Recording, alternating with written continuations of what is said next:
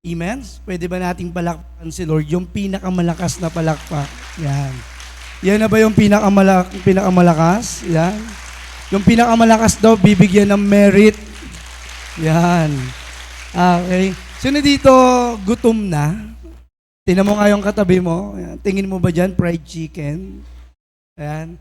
Kasi parang gutom na. Sino dito pagod na agad? Simula pa lang pagod na. Kanina, praise and worship, may nakikita ko sa likod. Grabe kong sumayaw. Oo, parang natatamaan na yung katabi niya. Pero sino dito, excited siya ngayong araw na ito? Amen. Sino dito, nung isang araw pa lang, okay na yung gamit niya? Hindi naman katabi mo, sabi mo, ikaw yun. Yan, di ba? Yung tipo, inisip niya na, ano kaya, baka yung toothbrush ko, baka makalimutan ko. Nako, marami pa namang kakainin, di ba? Ang dami, sino dito madaming dinalang damit? Yun, naalala ko nung first camp nasamahan ko, I think TP2 yon, 2014, I think, isang linggo ako nag-prepare ng gamit ko. Tapos feeling ko isang taon na kong aalis sa bahay namin. O kasi excited ako kasi alam ko marami, actually marami yung buong Sambales yon. Sabi ko excited ako kasi mas madami akong makikilala. Okay? Sino dito hindi niya kilala yung kagrupo niya? Yan. Parang hindi kayo masaya sa kagrupo ninyo. Okay? So, maybe some of us here ay excited na ma-experience yung mangyayari natin dito sa atin, dito sa camp, hanggang bukas. Tama? Hanggang bukas lang tayo. Pero ako naniniwala in this camp, hindi lang basta experience ng simpleng camp ang mararanasan natin kasi mismong si Lord dito sa camp na ito, mararanasan natin. Sino dito excited doon? Sabi mo sa iyong katabi, sabi mo hindi ka excited. Sino dito excited? Kasi tinitignan ko kasi kung sino yung grupo na pakitingnan po yung mga grupo na malakas ang boses kapag nag-amen. Bigyan natin mamaya ng merit. Yan. Sino dito excited? Oh, grabe talaga. Iba talaga ang kapangyarihan ng merit. So, may tanong ako sa inyo. Sino dito naka-experience na ng ganito? Gusto mong magbago pero bumabalik ka pa din. Gusto mong maging maayos. Para bang gusto kong sana isang araw naguhugas na ako ng plato. Pero bakit susunod tinatamad ka na naman? Tama? Sino dito gusto ng ganon? Yung gusto mong maging okay ka, pero dumadating sa point na hindi ka pa rin nagiging okay. Hindi ka pa rin nagiging maayos. Diba? Gusto mong magbago pero babalik at babalik ka pa din. Gusto mong maging okay pero parang may kulang pa din. Something sa buhay mo or sa sarili mo. Yung naka-smile ka sa iba, di naman katabi mo, smile ka nga dyan. Yeah. Parang hindi naman totoo, Parang hindi mo nagugustuhan yung smile niyan. Kung relate ka, pwede bang itaas natin ang kamay natin? Sa mga nakaka-relate, parang dumadami ata. Okay? So, real talk, minsan nakala natin, ang problema sa buhay natin, yung mga barkada, yung mga tao sa paligid natin, yung pamilya natin, yung school natin, yung mga pressure sa buhay natin. Pero ang totoo, you know what? Sa bawat problem, sa bawat bagay na pinagdadaanan pala natin, ay nagpapakilala ang Diyos sa buhay natin. You know what? Ngayong araw na ito, sa Bible, may isang tao na nakaranas ng isang matinding problema, pero hindi niya alam. Kaya pala sa nagkaroon ng ganung problema, kasi nagpapakilala ang Panginoon sa kanya. Sino dito excited na mas makilala niya pa si Lord? Sino dito excited paglabas mo ng lugar na ito, bago ka na? Hindi na ikaw yun dati. Di ba? Na makapal yung kilay. So, okay ka na. So, ngayon, sabi niya dito, in Genesis chapter 32, verses 22 to 28, yan, meron tayong PowerPoint. Nakikita nyo ba? Oh, parang hindi ata nakikita. Sabihin mo sa katabi mo, kasi nakapikit ka. Oh, baka inaantok na tayo. So, sabi niya dyan, pwede ba natin basahin? Sabay-sabay tayo. 1, 2, 3, go. Nang gabi rin yun, ang dalawa niyang asawa, 11 anak at 2 asawang lingkod. Next, pagkatapos maitawid ang lahat niyang ari-arian, naiwang mag-isa si Jacob doon, nakipagbuno siya sa isang lalaki hanggang sa pagbubukang liwayway. Next, nang maramdaman ng lalaki na hindi niya madadaig, hinampas niya ito sa balakang at ang buto nito'y yan. Next, sinabi ng lalaki, bitawan mo na ako at magbubukang liwayway na. Hindi kita bibitawan hanggang hindi mo ako binabasbasan, wika ni Jacob. Tinanong ng lalaki kung sino siya at sinabi niyang siya'y si Jacob. Sinabi sa kanya ng lalaki, mula ngayon, Israel na ang itatawag sa iyo at hindi na Jacob sapagkat nakipagbuno ka sa Diyos at sa mga tao at ikaw ay nagtagumpay. Tayo ay manalangin. Heavenly Father, we thank you for this moment. Thank you for your word na mapapakinggan namin. Lord, thank you for the love na binibigay mo sa bawat isa sa amin. Bagamat kami, Panginoon, ay may kanya-kanyang pinagdadaanan sa buhay, iba't ibang klase ng kabataan. But Lord, today, alam ko may gagawin ka sa amin. Meron kang bubuuin sa amin at meron kang ibibigay sa amin, Panginoon, sa mga oras na ito na magiging dahilan ng pagbabago sa buhay po namin. Salamat po. Lord, open our hearts this morning. Speak to us. Don't just let us hear this message. Hindi lang basta marinig namin ang message na ito, but Lord, change us. Ito po yung panalangin namin. Salamat po. In Jesus' name we pray. Amen. Amen. Come on, palakpakan natin ang Panginoon. Ngayon, ang pag-uusapan natin ay, next slide. When God, basahin nga natin, 1, 2, 3, go. Yan. Ako naniniwala si Lord, hindi po pwedeng pupunta ka lang ng camp na walang magandang mangyayari sa'yo. Amen? Sino dito excited na paglabas niya, talagang masasabi niya, this is my turning point sa buhay. This is my turning point. This is the day that the Lord has made for me. Amen? So, tingnan muna natin yung konting background. Jacob, ano bang nangyari kay Jacob? Bakit natin nabasa itong bagay nito? So si Jacob, sino dito nakakilala kay Jacob? May pangalan ba dito Jacob? Wala naman? Wala naman pangalan Jacob dito. So, kung familiar tayo, kung meron sa inyo, baka familiar dito, si Jacob siya ay anak ni what? Anak ni Abraham daw. Okay, ni Isaac. Tama? Isaac, so si Jacob, may tinatakbuhan siya that time na nakaraan, na past. Ibig sabihin, ito yung mga pagkakataon na meron siyang tinatakbuhan. Why? Sapagkat yung kanyang kapatid, si Esau, hindi dito mahilig sa Esau. Hindi. Di ba? Si Esau, yung kapatid niya, kasi niloko niya. Niloko niya, kinuha yung birthright niya at sinabi niya, alam mo yun, na dapat yung blessing ng tatay niya nasa kanya. Pero niloko siya ni Jacob. Kaya naman, buong buhay niya, tumatakbo siya sa kanyang kapatid kasi iniiwasan niya ito. So, kaya pala, noong panahon na ito, si Jacob may guilt. Sabihin nga natin, guilt. Di ba? Kapag nakagawa ka talaga ng kasalanan, magigilty ka. Tama? Magigilty ka kasi para bang bakit ko ginawa ito? Bakit ko pa, dapat di ko na ginawa itong bagay na ito? So, may takot siya hindi lang sa kung ano yung mangyayari sa buhay niya, pero natatakot siya kay Esau, sa kapatid niya. Why? Kasi nga, baka isang araw makasalubong niya yon, patayin siya. Dahil galit na galit sa kanya yung kanyang kapatid. So, to make the long story short, ang nangyari sa kanya, dumating siya sa punto ng buhay niya na wala na siyang magawa na parang sinasabi niya sa sarili niya, this is the time na kailangan ko lang sumuko, kailangan ko lang kausapin yung kapatid ko, kailangan may mangyari sa buhay ko. And that is the time na mag-isa siya at naranasan niya ang makipagbuno or makipag-wrestle sa isang Diyos. At yung gabi din yun yung pinaka-turning point ni Jacob. Hindi dahil nanalo siya sa Panginoon, kung hindi dahil binago siya ng Panginoon. Yet you know what? Sa encounter ni Jacob sa Panginoon, may 3 bagay na nangyari sa kanya. sa encounter ni Jacob sa Panginoon, may mga bagay na pwedeng maranasan din natin dito. Hindi dito gusto yung ganung bagay. Amen?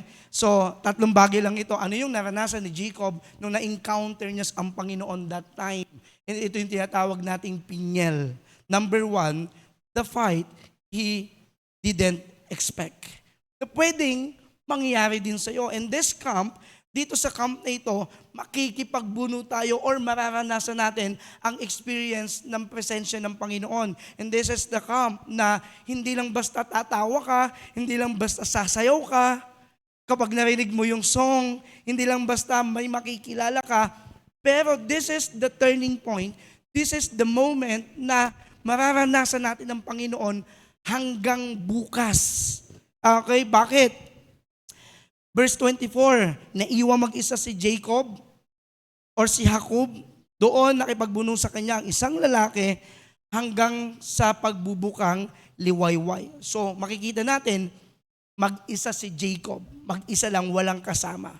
Tahimik yung gabi, pero maingay yung isip niya kasi nagtatalo. Ano nang mangyayari sa buhay ko? Anong susunod na step ko? Di ba? Anong mangyayari sa akin? So, sa madaling salita, nandyan yung takot kay Jacob. Sino dito naranasan niya ng matakot? Sino dito hanggang ngayon natatakot pa din? Yeah, may kinakatakutan tayo. Sabi mo sa katabi mo, ngayon na lang yan. Come on, sabi mo sa katabi mo, ngayon na lang yan. Bakit? Bakit siya natatakot? Papaano kung patayin nga ako ng isaw? Di ba? Papaano kung patayin ako? Isang araw magkita kami kasi may ginawa akong kalokohan sa buhay ko. So, nandun yung guilt, sabi ko nga, kasi sinabi niya, kasalanan ko to. Kung patayin man niya ako, kasalanan ko to. That is the mindset of Jacob. Kaya napagod na siya sa buhay niya. Nakakapagod kapag may pangit kang ginagawa. Tama? Pag paulit-ulit na tumatakas ka dahil may ginawa kang pagkakamali. But you know what?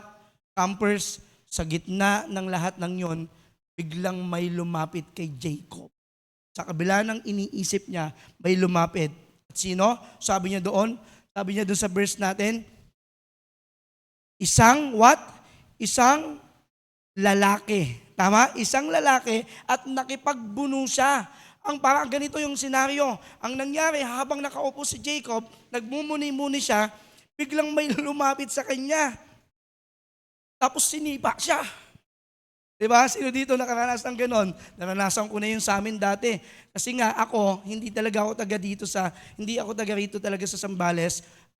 Lumaki talaga ako sa Manila. Naranasan ko yun na habang kumakain ako, biglang may sumapak sa akin. Biglang may doon kasi sa Manila, ganon. Bigla-bigla ka na lang tatalsik. Tinan mo yung katabi mo. Bigla-biglang tutumbayan kasi tulog na.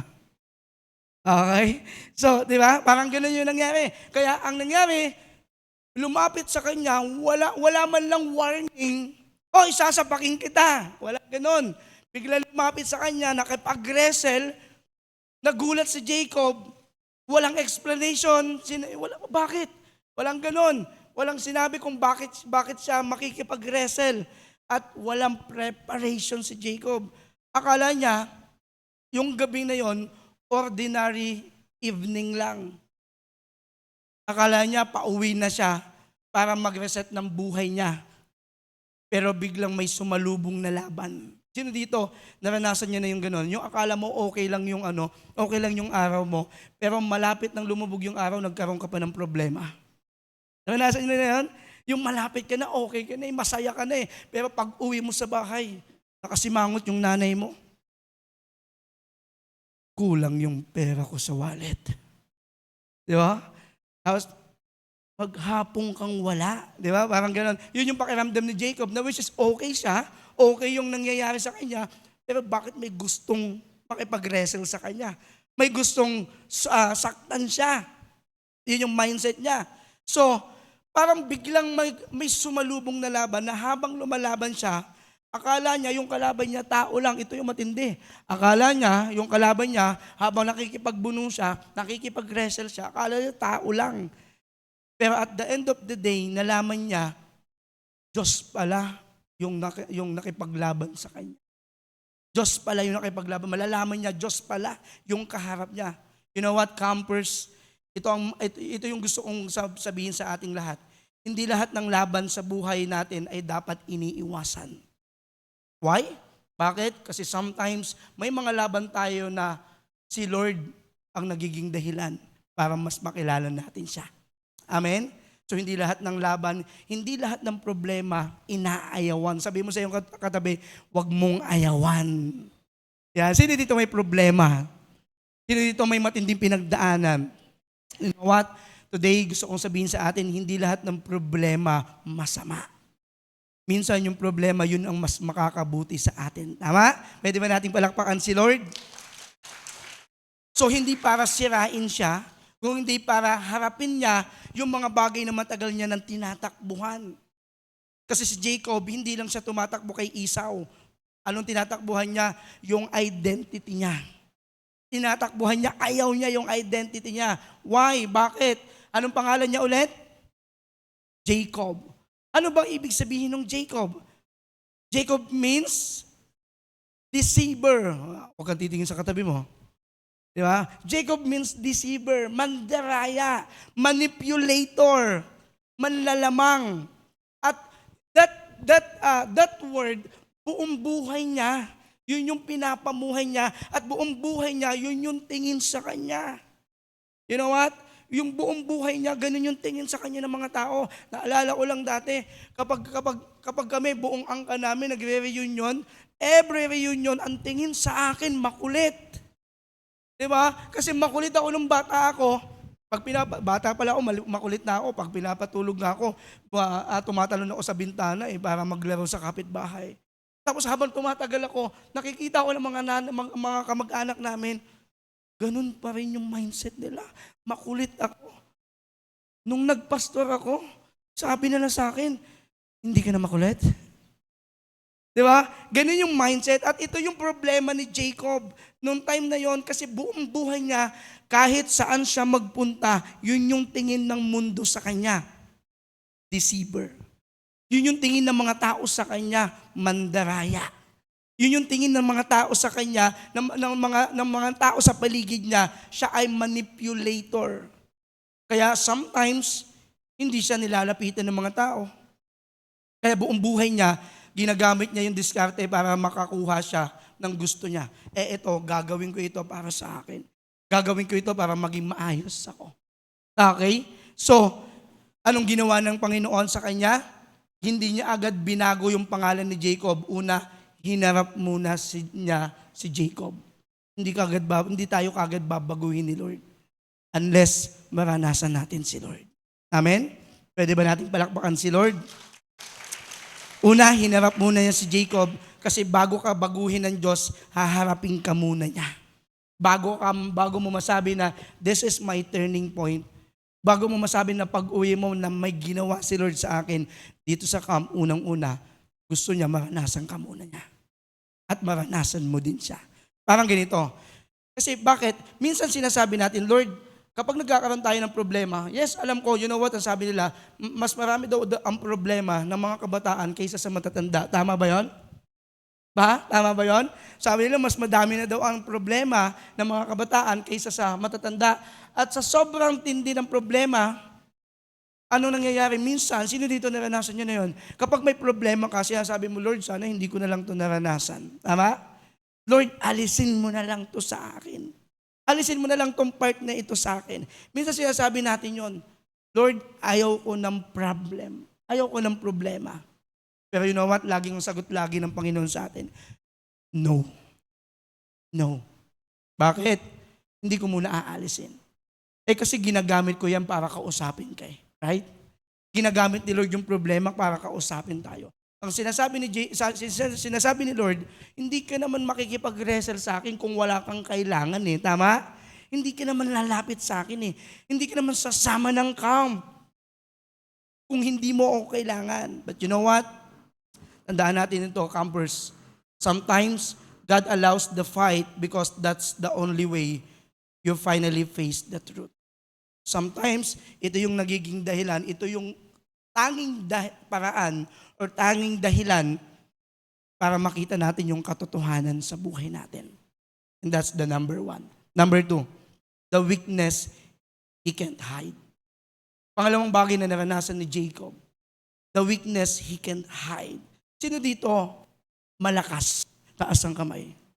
Sino dito, may flag ba kayo? Wala kayong flag. Wala pa mamaya. Sino kaya dito ang pwedeng maging flag bearer? Yan. Tinitingnan niya na dito. Meron na ba kayong na-assign na flag bearer sa bawat team ninyo? Okay? Kasi baka mamaya malakas yung maging marshal eh. Sino dito naranasan ng naging marshal ako? Yan. Naranasan nyo na? Yan, di ba?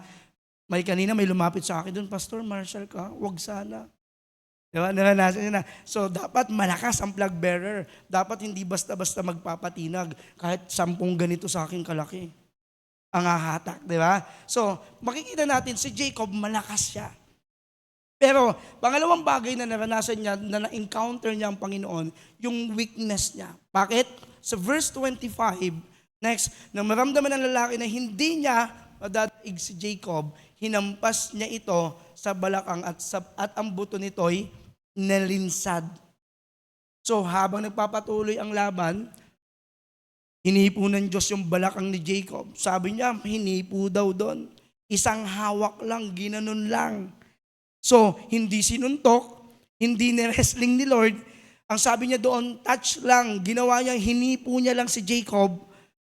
Pero sapat na yon para mapilay si Jacob.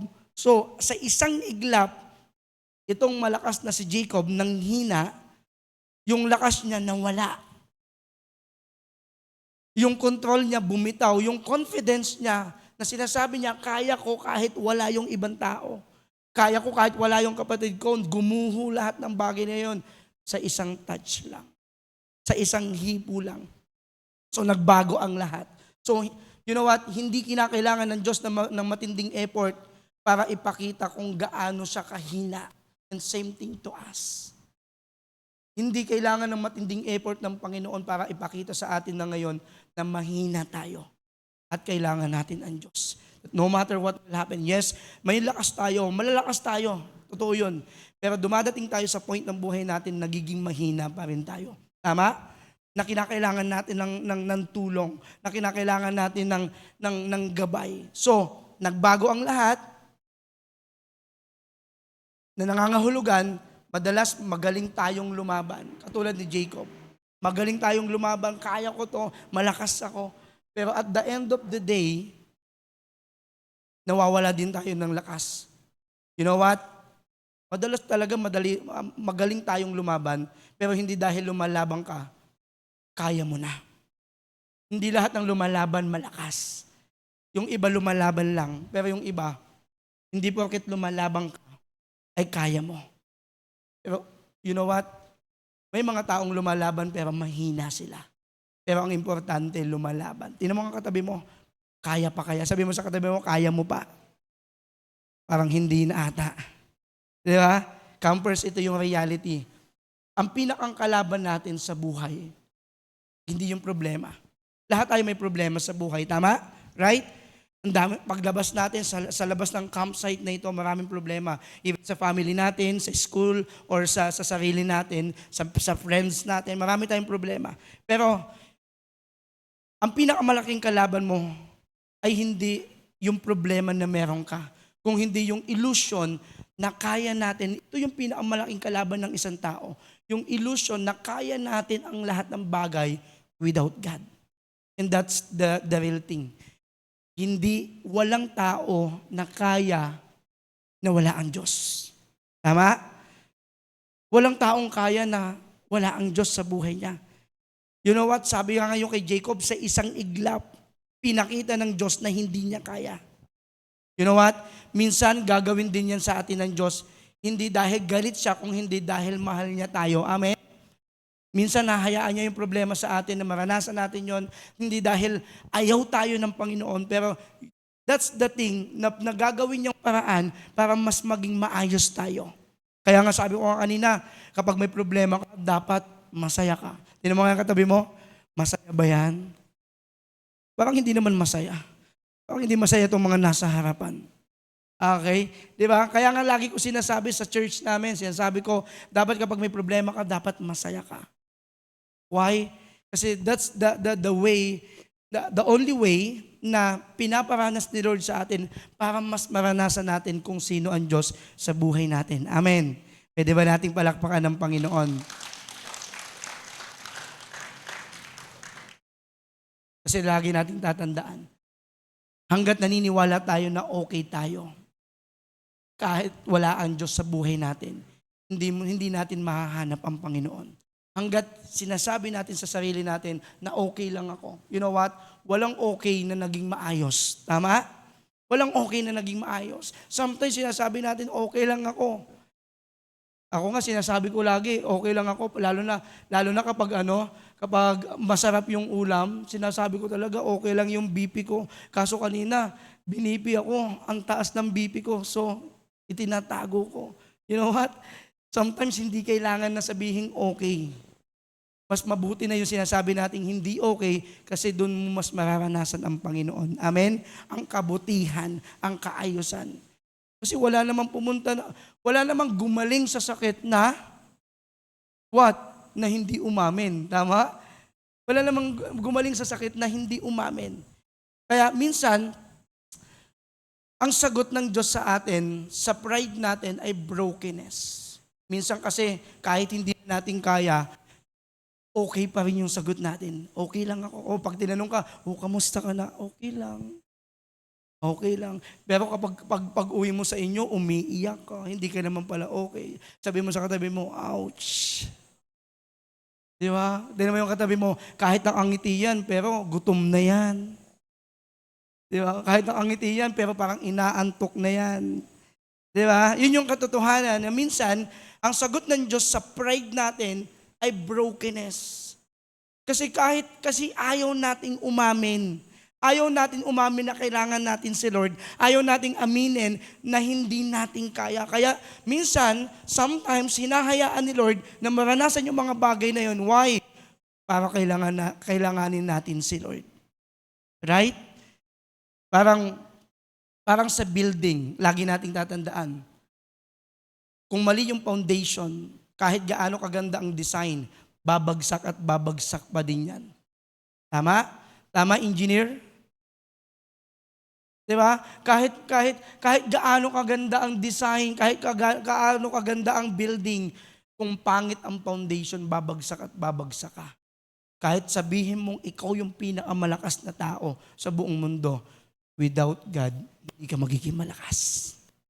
Hindi ka magiging malakas. Tandaan natin, God will touch the very thing you trust in. Yung mga bagay na pinangahawakan mo until you realize He's the only one you need. Sisirain niya, wawasakin niya yung mga bagay na pinangahawakan mo hanggang sa ma-realize mo. Si Lord pala yung kailangan mo. Pangalawang bagay na naranasan ni Jacob nung na-encounter niya si Lord. Nakita niya mahina pala siya. Hindi pala lahat ng pagkakataon malakas siya. Hindi pala. Hindi pala lahat ng pagkakataon okay siya. Na yung ngiti niya pala, yung sinasabi niyang okay lang yung araw ko, hindi na pala okay para sa kanya. At kailan niya nalaman yon? Nung naranasan niya si Lord. Unless maranasan natin si Lord sa buhay natin, hindi natin malalaman na okay tayo. Pangatlong bagay, at mag-i-end tayo dito. Pangatlong bagay, the change He can't deny. The change He can't deny. Bakit? Sa verse 22 to 28, 26, sinabi ng lalaki, bitawan mo na ako at magbubukang liwayway na. Hindi kita bibitawan hanggat hindi mo ako binabasbasan. Sabi ni Jacob, tinanong ng lalaki kung sino siya at sinabi niyang, siya'y si Jacob. Sinabi sa kanya ng lalaki, mula ngayon, Israel na ang itatawag sa iyo at hindi na Jacob. Sapagkat nakipagbuno ka sa Diyos at sa mga tao at ikaw ay nagtagumpay. Sino dito gusto niya ng victory? Sino dito gusto niya ng minibus? Sino dito gusto niya ng UB? Di ba? Sino dito gusto niya successful siya? Sino dito gusto niya paglabas niya, magiging maayos siya? Magiging okay yung family niya, magiging okay ang lahat sa buhay niya. Kasi ang sabi niya dito, hindi niya maikakaila nung na-encounter niya si Lord, nung nalaman niya, Diyos pala to, tinindihan niya. Sino dito gusto niyang maranasan si Lord? Kapag naranasan mo, sabi mo sa iyong katabi, tindihan mo. Tindihan mo tindihan mo kapag nararanasan mo na si Lord, tindihan mo na. Huwag mong titignan yung katabi mo. Di ba? Huwag mong titignan yung katabi mo. Yung tipo nararanasan mo na, tapos biglang kakalabitin ka pa ng katabi. Uy, pangit mong umiyak. Di ba? Huwag mong intindihin. Kasi why? This is my turning point. This is the time. This is the only way para maging maayos ako. Tama? So, tingnan natin. Dati, lumalaban si Jacob para manalo. Yes, nakikipagbuno siya kasi gusto niyang manalo. Ay, sino ba namang hindi? Bigla siyang sinunggaban. So, nakipaglaban siya para manalo. Pero dati yon. Dati yon. Sino dito? Nagpapatuloy ang buhay para mabuhay. Di ba? Papatuloy ka, okay lang, sige, mag-aral ako para makatapos ako. Di ba? Sino dito? Naranasan niya na yung ganun. Tinatamad ka na, pero sige, pasok ka lang ng pasok. Para makatapos ka, para hindi ka pagalitan ng nanay mo. Si Jacob dati lumalaban para manalo, pero ngayon, from that verse, this verse, kumakapit siya para mabago. Kanina, lumaban siya para manalo doon sa tao na nakipag-wrestle sa kanya. Pero nung nalaman niya, ay hindi, si Lord to. You know what? Ginawa niya, kinapitan niya. At yung pagkapit na yon, hindi lang para manalo, kung hindi para mabago siya. Para baguhin siya. Sabi niya, I will not let you go. Hindi na ito, alam mo yun, hindi kita, sabi ni Jacob, hindi kita hahayaang mawala sa akin. Hindi kita hahayaang makalaya. Kasi sinimulan mo, tapusin mo. Di ba? So, sabi niya, I will not let you go. Hindi na ito laban ng lakas. Laban na ito ng pagsuko. So, labanan na hanggang pagsuko. Kumbaga sa matira-matibay na ang laban nila nung panahon na ito. So, hindi na laban ng lakas, labanan na ito ng puso. Pusong pagod na. At tinanong siya ng Diyos, what is your name? Hindi dahil hindi alam ni Lord ang pangalan ni Jacob, kundi dahil gusto niyang marinig kay Jacob mula sa kanya na umamin siya na si Jacob siya. Kasi possible, baka mamaya sabihin niya ang pangalan niya, James Reed, Daniel Padilla, o kaya Joshua Garcia. Baka kasi ikahiya niya na siya pala si Jacob. Di ba? Sometimes ganun eh. Sometimes ako nga, nahihiya ako eh. Nahihiya ako kasi meron akong palayaw. Kinahihiya ko yung palayaw ko talaga. Kinahihiya ko yung palayaw ko sa probinsya namin. Sa Mindoro, probinsya kasi namin, Mindoro. Grabe no, grabe yung napuntahan ko no. Pinanganak ako sa Manila, probinsya ko Mindoro, pero ngayon nandito ako sa Zambales. Sabi ko, saan ang susunod na destination ko? Di ba? Kasi dito ako sa Zambales, nakapangasawa. So, balik tayo. So, tinanong siya, sabi niya, Jacob po yung pangalan ko. So, hindi lang pangalan yon, pero confession. Nung sinabi ni Jacob yon, Lord, this is my real name. My name is Jacob. Hindi lang basta sinabi na yung pangalan, pero ang tawag doon, confession. Na parang sinasabi niya, nung sinabi niya na Jacob yung pangalan ko, na sinasabi niya, Lord, eto ako. Deceiver ako. Kasi nung tinanong sa ni Lord, sino ka? Anong pangalan mo? Ako po ay manluloko, ako ay mandaraya, ako po ay sinungaling, ako po ay manipulator. Ako ito. And that is confession. Ganito yung pamumuhay ko, ganito yung ugali ko. But you know what? That confession, doon nagsimulang mabago si Jacob. And that reality ng buhay niya, doon inayos ang buhay ni Jacob. You know what, campers, tandaan nyo ito. Hindi mo kailangang ayusin muna yung sarili mo bago mo harapin si Lord. Hindi mo kailangang ayusin mo muna yung sarili mo para mabago, para pumunta ng church, para mas makilala po para si Lord. You know what? Naalala ko lang yung leader ko dati. Hindi naman ako pumunta sa church na pogi ako eh. Hindi ako pumunta. Yung nagpakilala sa akin dito, that is my mentor. Mentor. Naging mentor ko siya, pumasok ako sa church, unbeliever ako. Nung nag-life group ako, ninigarilyo ako, second life group ko, medyo lasing pa ako. Kaya nga, lagi niyang testimony sa Wohel Iba, ako yung tao na ayaw niyang tanggapin dati. Kasi nga, kamukha daw ako ni Joshua Garcia. Nung nabangga, nung nadisgrasya. Pero you know what? Isang bagay, hindi naman ako tinaboy eh. Hindi naman ako tinaboy. Hindi naman sinabi ni Lord sa akin, anak, hindi ka pwede dito. Hindi ka pwedeng mag-camp. Hindi ka pwede dito sa life group. Hindi sa W group. Hindi ka kailangan dito sa church. Kasi ganito ka.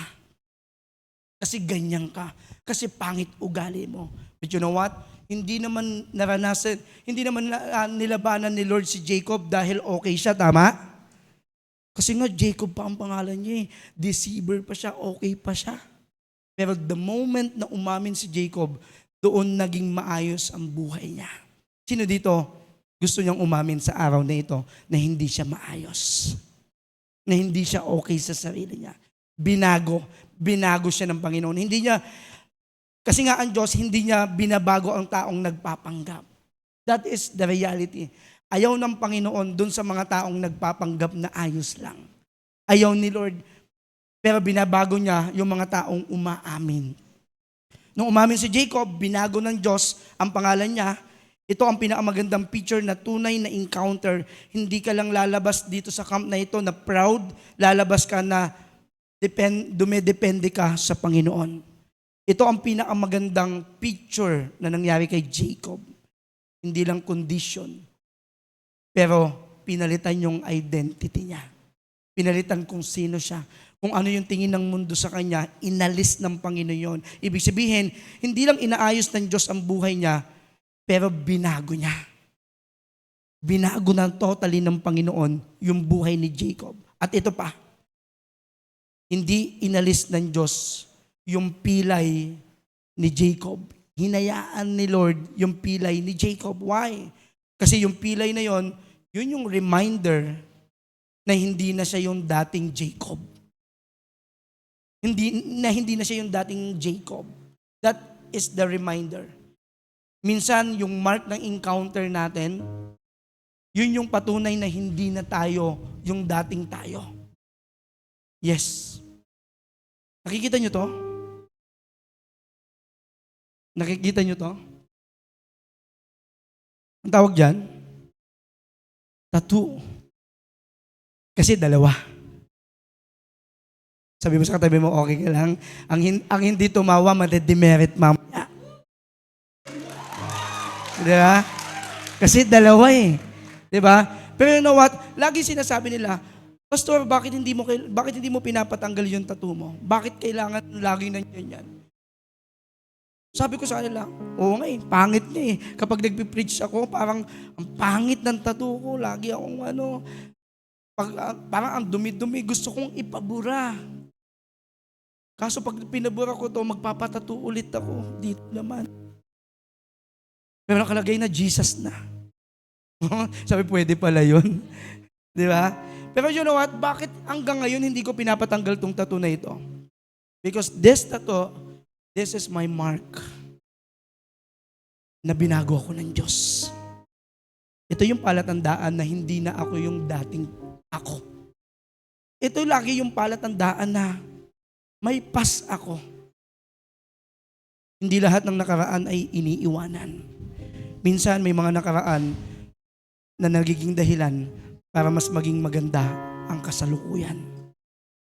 And that's the mark. Hindi tinanggal ni Lord, hindi pinagaling ni Lord yung pilay ni Jacob. Why? Kasi yun yung palatandaan na hindi na sa Jacob. Siya ay Israel na. Hindi healing, kundi humility. In every step Jacob takes, after that, may limp. Ibig sabihin, every step, dumedepende siya sa Panginoon. Dito ako mag-e-end. You know what? And this is my life testimony. Bago ako napunta kay Pastor Renz, bago ako nagmerienda ng cheese bread sa W group niya. Pinanganak ako sa Alabang. Sino dito nakapunta na ng Alabang? Wala ba? Ayan, may nakapunta ng Alabang. Pinanganak ako sa Alabang. Nung lumabas ako sa sinapupunan ng nanay ko, hindi ko kilala yung tatay ko. Until now, hindi ko kilala yung tatay ko. And then, ang matindi pa nun, lumabas ako sa sinapupunan ng nanay ko, hindi ako inalagaan ng nanay ko. Wala akong tatay, hindi ako inalagaan ng nanay ko. To make the long story short, hindi alam, itong sanggol na to, hindi alam kung saan pupunta. Ang nangyari sa akin, dinala ako sa Mindoro, 1 taon dito sa kamag-anak namin, 1 taon dito sa kamag-anak namin, 1 taon dito, nung napagod sila, nag-isip sila, ipaampon na lang natin sa incheck, sa Chinese. Pero salamat kasi may isa pang kamag-anak na kumuha sa akin, nagpatuloy hanggang unti-unting lumalaki na ako. Hanggang sa nag-grade 1 ako, sa Manila ako nag-grade 1 kasi nakiusap si mama ko. At to make the long story short, hindi pa rin ako inalagaan ng nanay ko. Ang pinakamasakit sa lahat, yung nanay ko, ang pakilala sa akin, sa mga tao sa paligid ko, kapatid niya ako. Hindi niya ako niyakap, kaya bumalik ako ng Mindoro. At habang lumalaki ako, nare-realize ko, parang may mali sa buhay ko. Kasi lagi kong pag nagsisimba kami, bakit sila may bakit ako mag-isa? Na every time na graduation, every time na may event kami sa school, laging may family. Pero bakit ako, ang lagi ko sinasabi sa school, kasi may pinuntahan yung daddy ko. Daddy. Kasi yung nanay ko busy sa work. Eh naman, dumating sa point na sabi ko may mali. May mali sa buhay ko. Kaya tinanong ko yung lola ko. Sabi ko, Nay, bakit sila may nanay, may tatay? Bakit ako wala? But you know what? Lagi sabi ng nanay ko, mahalaga nandito ako. Mahalaga nandito ako. Pero habang lumalaki ako, lagi akong naiinggit, umiiyak ako palagi. Sinasabi ko, bakit sila? Bakit sila? Bakit sila? Kapag may kaaway ako sa school, wala man lang akong tatay na mapagsabihan that time. Wala man lang kapag may sugat ako, walang nanay na nag-aalaga sa akin. Kaya nga, dumating sa point ng buhay ko, habang lumalaki ako, sabi ko, pupunta ako sa Manila. Punta ako kay mama ko. Kasi may mama naman ako eh. Sige, kahit na hindi anak yung ipakilala niya sa akin, okay nang pupunta ako sa Manila. To make the long story short, pumunta ako sa Las Piñas. Wala na kami sa Alabang, nasa Las Piñas na kami. To make the long story short, pagpunta ko doon, ganun pa rin yung senaryo. Ang malupit pa nun, hindi ako tanggap ng stepfather ko. Hindi ako tanggap. You know what? Dahil gusto kong makasama si mama ko. Mayroon kaming malaking kantin sa Las Piñas. Naging tauhan nila ako. Para makita ko lang lagi araw-araw si mama ko. Kahit nakikita ko yung mga kapatid ko, naka-aircon, may yaya, inaalagaan, nakakakain ng maayos. Pero ako nandun, nagpapakahirap ako, nagtatrabaho ako. At dumating sa point na umalis ako sa amin. Kasi nag-away kami sa father ko at sinabi niya sa akin, wala kang kwenta sa lugar na to. Wala kang silbi. Di ba? Pati yun galit sa akin. Sabi ng stepfather ko, wala akong silbi. Kaya ang ginawa ko, nagrebelde ako. Bumalik ako sa Alabang, doon ako namuhay. Sabi ko, papakita ko sa inyo kahit wala kayo sa buhay ko, kakayanin ko. Babalik ako. Tandaan nyo yan. Nagrebelde ako, to make the long story short, pumunta ako sa Alabang, sa kung saan ako pinanganak. I think 6 years ako na nandun. Nagpalaboy-laboy ako sa lansangan. Yes, naranasan kong manlimos dahil mamamatay na ako sa gutom. Pero habang kinakaya ko, nagtrabaho ako sa palengke, naging kargador ako, nagpaatras ako ng sasakyan sa Jollibee. Pero hindi ko naranasan ang mag-snatch ng cellphone.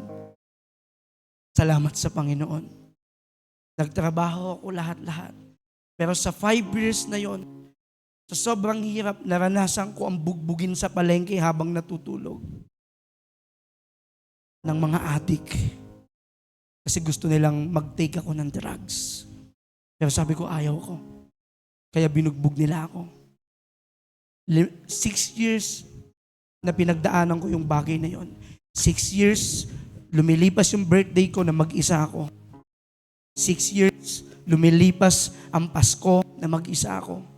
Na nasa gilid ako ng Jollibee, natutulog sa isang karton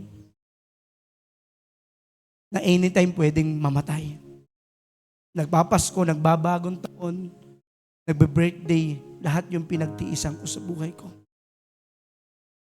At doon ako nagsimula ng sinabi ko, Lord, sabi ko sa Panginoon, sabi ko, totoo ka ba talaga? Kasi pagod na ako sa buhay ko. At sinabi ko sa Diyos, sabi ko, sana hindi na lang ako nabuhay. Bakit ganito yung nangyari sa akin? Wala na akong tatay. Hindi ako inalagaan ng nanay ko. Tapos ganito pa yung nangyari sa akin. Hanggang sa dumating sa time, sumama na ako sa mga fraternity na pwedeng maka-solve sa akin or makasalba sa akin. Kasi sa Alabang that time, kapag wala kang grupo, mamamatay ka. Hindi ka bubulihin ka, bubugbugin ka. Ganun yung magiging pattern ng buhay mo. Kaya pumunta ako sa isang malakas na fraternity na ang tanging paraan para makapasok ka ay isang desisyon. Ano yung desisyon na yon? Dapat hindi mo mahal ang buhay mo. Dapat walang kwenta sa'yo ang buhay mo. Ay, pasok ako dyan. Kasi wala na ang kwenta yung buhay ko. Dami kong naranasan. Barilan. Nakaaway namin yung mga sundalo, mga pulis. Actually, yung mga pulis sa amin dati wala nang kwenta. Kasi may mga armas din kami. Dumating ako sa point ng buhay ko na wala nang mangyayari. Sabi ko, ganito ng buhay ko wala na. Ganito siguro yung kapalaran ko. But you know what?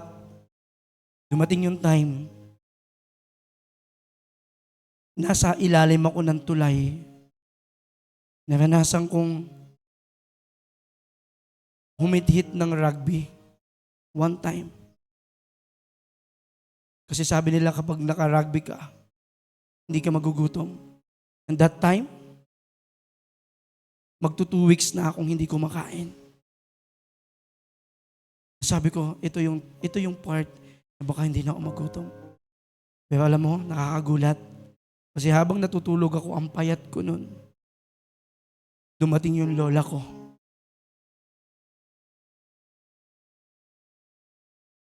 Nasa loob ng 6 na taon, sabi ko, akala ko wala ng pamilya na naghahanap sa akin. Akala ko wala nang may pakialam sa akin. Pero dumating yung lola ko, make the long story short, tinayo niya ako, niyakap niya ako, binihisan niya ako. Tara, tayo na Sambales. Gusto kong maging maayos ka. At ipapasalamat ako. Yung lola ko na yon, nandito siya ngayon sa iba. Dito siya nakatira. To make the long story short, dinala niya ako dito sa Santa Cruz. Doon sa Santa Cruz, inayos niya ako. At alam mo ba, dahil ang probinsya para sa akin boring. Kasi 6:00 pa lang natutulog na. Sa Manila, umaga nagising pa kami. Kaya sabi ko, boring dito. Ano ba? Hindi ata magiging maayos ang buhay ko dito. Kaya ang ginawa ko sa mga kaedad ko, wala pang messenger that time, bumuo ako ng isang grupo, Texter Clan. Sino dito aware doon? Texter Clan, yan. Yung mga nasa likod dyan, yung mga nakasali sa ganon. Texter Clan, simula Burgos, Pangasinan hanggang Olongapo ang naging mga member ko. At nakabuo ako ng 300 na member. Ako yung founder. At monthly, nag-meet kami para mag-inuman, para maging masaya kami. Kasi doon ako masaya. To make the long story short, dinala ako dito ng ni lola ko, pero hindi pa rin ako maayos hanggang sa dumating yung time. Mayroon akong isang member sa clan, isang born again. Sabi niya, founder, sama ka sa akin. Punta tayo sa isang camp. May camp akong pupuntahan. Isama natin yung mga member natin. To make the long story short, sumama nga ako kasi sabi niya masaya dun. Kasi sabi niya masaya dun. Kasi gagamitin doon, hey. Diba? Yung kanina, gumaganon-ganon pa. Diba? Ganun sabi niya, parang showtime. Grabe yung nagpapakanta doon. Grabe yun, ganito. Di sabi ko, sige, sama ako. Masaya pala dun eh. Sinama ko yung ibang member ko, I think nasa 50 kami. Kasi konti lang naman yung sumama sa akin. Pero nung dumating kami sa camp, nakita ko born again pala. Hindi ko alam dati born again yung member ko. Okay pa, ang saya-saya. May grupo din kami, may kanya-kanyang grupo din kami, ang saya-saya. Pero kasi doon sa camp na yon, yung mga song, hindi talaga Christian song, yung mga pinalitan lang. Tapos nung biglang pagkatapos ng praise and worship, katulad kanina, may pastor na pumasok. Biglang tingin ko dun sa member ko.